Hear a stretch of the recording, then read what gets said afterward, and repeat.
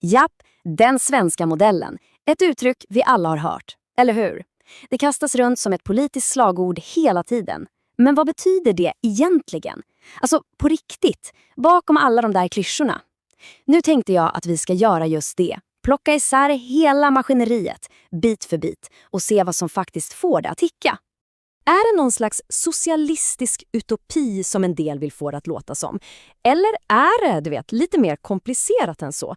Kanske till och med, ganska överraskande. Häng med nu, för nu ska vi verkligen skilja myt från verklighet. Okej, här är vår plan.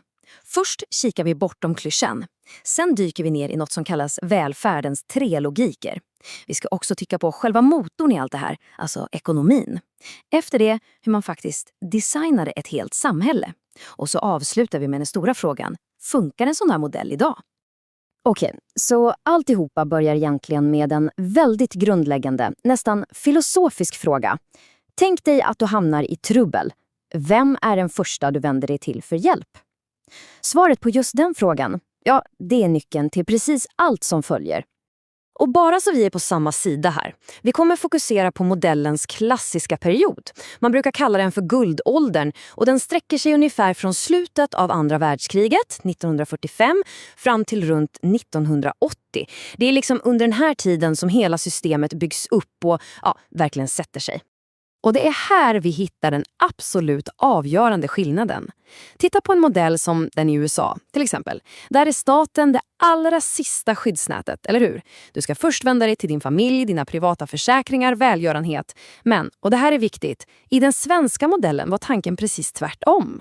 Staten, kommunen, det offentliga, det skulle vara ditt första och helt självklara val. Den här på ytan lilla skillnaden, den formar precis allt annat. Okej, och nu kommer vi till en punkt som för många faktiskt är en riktig aha-upplevelse.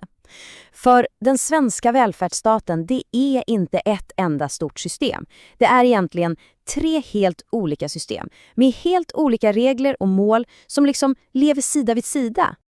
Den här tabellen är verkligen nyckeln till att förstå allt. Så, låt oss gå igenom den. Först har vi den generella logiken. Den gäller alla, varenda medborgare. Och den finansieras av våra gemensamma skatter. Tänk på sloganen, det många betalar för alla. Enkelt. Sen har vi den lönearbetsbaserade logiken. Den är för alla som jobbar och betalas via sociala avgifter. Då blir mottot istället, det många betalar för det många. Och till sist den marginella logiken. Det är det där sista skyddsnätet för de få. Finansieras också av skatter, men här är tanken, det många betalar för det få. Alltså 3 helt separata system i ett och samma paket. Okej, så vad betyder det här i praktiken då? Jo, den där generella logiken, den ser vi ju i saker som barnbidraget, det får ju alla, och såklart i skolan och sjukvården. Den lönearbetsbaserade, det är våra socialförsäkringar. Saker som a-kassa eller föräldrapenning, där din ersättning hänger ihop med vad du tjänade innan. Och den marginella, slutligen, det är vad vi idag kallar ekonomiskt bistånd. Det man förr i tiden helt enkelt kallade socialbidrag. Och själva filosofin bakom den här generella välfärden, den var faktiskt ganska radikal. Socialminister Gustav Möller sammanfattade perfekt. Endast det bästa är gott nog åt folket. Hela tanken var ju att om den offentliga skolan och vården inte var så pass bra att till och med de rikaste ville använda den, då skulle de ju bra skapa sina egna privata system. Och i det ögonblicket, då hade ju hela jämlikhetstanken fallit. Då hade den allmänna välfärden blivit en fälla för de fattiga. Men vänta nu, ett sånt här massivt välfärdssystem, det är ju svindyrt. Vilket för oss till den oundvikliga frågan, hur i hela friden skulle man betala för allt det här?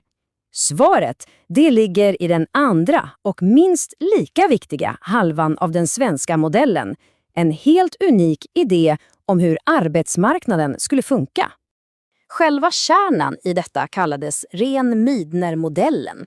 Principen i sig låter ju enkel, nästan självklar. Lika lön för lika arbete. Men vad det betydde i praktiken var att, alla bagare skulle ha exakt samma lön. Det spelade ingen roll om du jobbade på ett gigantiskt superlönsamt industribageri eller på det lilla kämpande bageriet runt hörnet. Lönen skulle vara densamma. Och effekterna av det här, de var helt enorma. Den här politiken blev som en motor för det som ekonomer kallar kreativ förstörelse. Tänk så här. De mindre effektiva företagen, de hade ju helt enkelt inte råd att betala de här höga lönerna. Så de slogs ut, gick i konkurs. Och de anställda då? Jo, de blev arbetslösa men kunde då istället flytta över till de där superproduktiva, lönsamma företagen som hade råd med lönerna. Resultatet blev att hela Sveriges ekonomi tvingades att ständigt modernisera sig och bli mer och mer effektiv. Okej, nu är det dags att knyta ihop säcken. För det här med den generösa välfärden och den där superdynamiska arbetsmarknaden, det var inte två skilda idéer som bara råkade finnas samtidigt. Nej, de var två sidor av exakt samma mynt. Helt designade för att haka i och förstärka varandra i ett enda stort sammanhängande system. För en direkt konsekvens av den här arbetsmarknadsmodellen var ju att folk inte längre kunde räkna med att ha samma jobb på samma plats hela livet ut. Snarare tvärtom. Hela systemet byggde på förväntningen att du som anställd skulle vara rörlig. Att du skulle vara beredd att packa dina väskor och flytta dit de nya, moderna jobben fanns. Men om folk ska kunna flytta runt så där, då måste det ju finnas bostäder för dem, eller hur? Och statens svar på den utmaningen, ja, det blev ett av de mest otroliga och ambitiösa samhällsprojekten i hela vår historia, miljonprogrammet.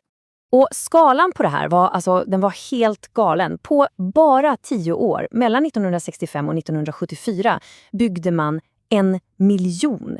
1 miljon nya bostäder.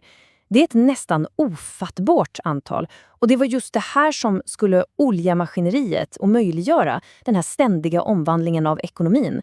Det här visar verkligen på ett genialt sätt hur hela modellen var tänkt att fungera.